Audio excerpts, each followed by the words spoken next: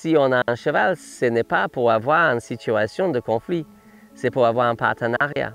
Il y a beaucoup de clientèle qui vient vers nous, qui souffrent de frustration, de culpabilité. Ils sont tellement rêvés d'une situation d'harmonie, avec une vision, avec un rêve, et cette vision, cette rêve ne devient pas la réalité. Et maintenant, il y a la frustration, il y a le conflit et même parfois le danger avec le cheval. Et le gens vient à la recherche de « OK, ça ne va pas du tout, le rêve et qu'est-ce que j'ai eu est en train de transformer en cauchemar, j'ai besoin de vous ».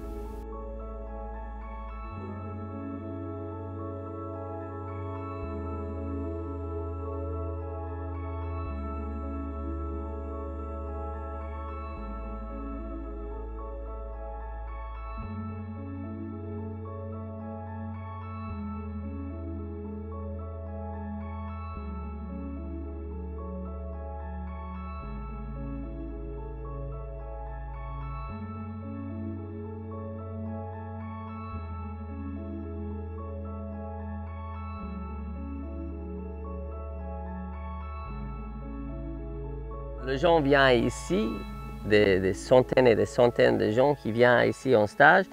Quand on fait le tour de table, j'entends très souvent la même chose. Je suis en situation de confusion et conflit avec mon cheval.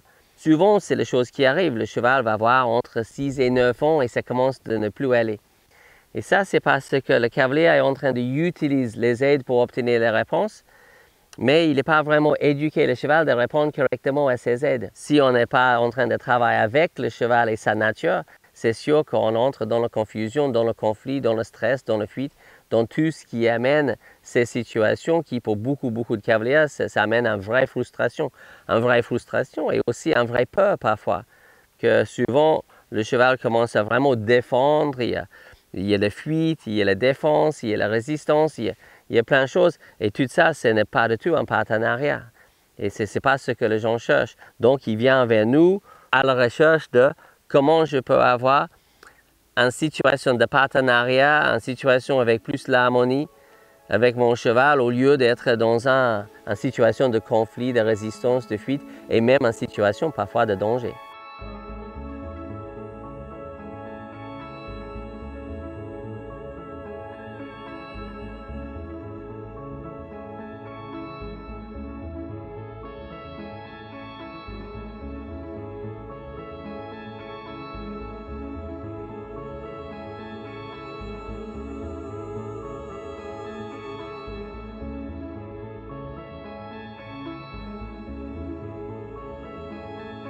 Très souvent, dans un premier stage ici, le gens va passer par un mauvais moment.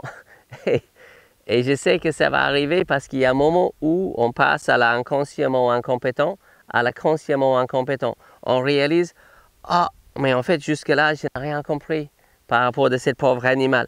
Et là, il y a une sensation parfois de culpabilité, Moi, c'est vraiment ça, et les gens, ils le sentent mal à un moment. Ils disent « Oh là là, j'étais toujours en train de travailler contre mon pauvre animal, je ne savais pas. » Mais on est obligé de passer ça. La remise en question est importante.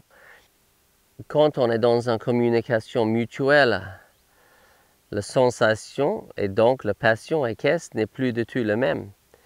Mais ça demande un investissement à la part de l'homme. Souvent, c'est l'homme qui cherche que le cheval comprenne l'homme. Mais en fait, à la base, il faut que l'homme comprenne le cheval. Et ça prend le temps. On ne se réveille pas un matin, on ne fait pas une journée de stage et « Ah, d'accord, j'ai tout compris ». Ça ne marche pas du tout comme ça. Et après, il y a forcément un petit peu de frustration au début où on passe de la phase inconsciemment incompétent et après, on devient consciemment compétent. On sait ce qu'on devrait faire, mais on est obligé de réfléchir beaucoup. Et ce n'est pas facile. Je n'ai jamais vu quelqu'un qui joue le piano qui a commencé en jouant le piano. On est obligé de passer par la base. Et pour moi, le cheval, c'est un instrument de musique.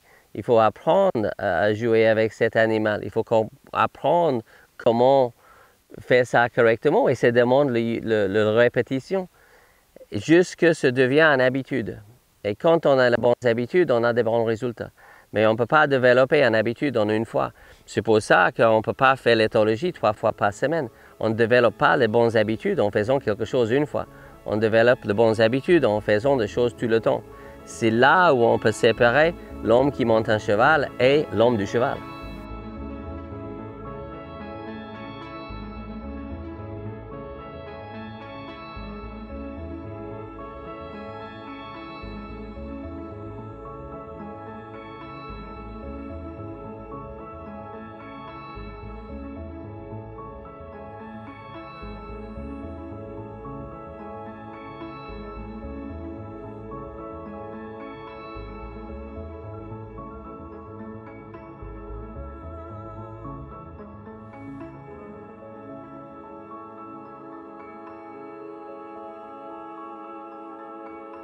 Dans la culture australienne, d'où je viens, un homme de cheval, c'est quelqu'un qu'on met sur un pédestal. Ce n'est pas juste un homme qui monte un cheval, ce n'est pas juste un éleveur, ce n'est pas quelqu'un qui travaille dans le chevaux toute sa vie, c'est quelque chose bien au-dessus de tout ça. Un homme de cheval, c'est quelque chose de spécial et c'est quelqu'un qui est limite, c'est quelqu'un qui a trouvé sa raison d'être là-dedans. Je ne suis pas juste un homme comme les autres, je ne suis pas un cavalier, je ne suis pas un pilote, je suis un homme de cheval et c'est capable de voir les choses. Je pense que la première grande qualité, c'est l'empathie. Et capable de voir les choses pas forcément de notre propre perspective, mais de voir les choses du perspective de cet animal. Et cet animal ne voit pas de toutes les choses comme nous. On est tellement différents. Et d'être capable de voir le point de vue d'un cheval et quand on voit une situation, de tout de suite être capable de dire, OK, comment le cheval pouvait voir cette situation et comment je peux faire en sorte qu'il voit cette situation différemment. Et à ce moment-là, quand les gens comprennent, il y a une manière de travailler en harmonie avec cet animal, il y a une manière où on peut se comprendre mutuellement, à partir de ça, le vrai passion équestre va démarrer.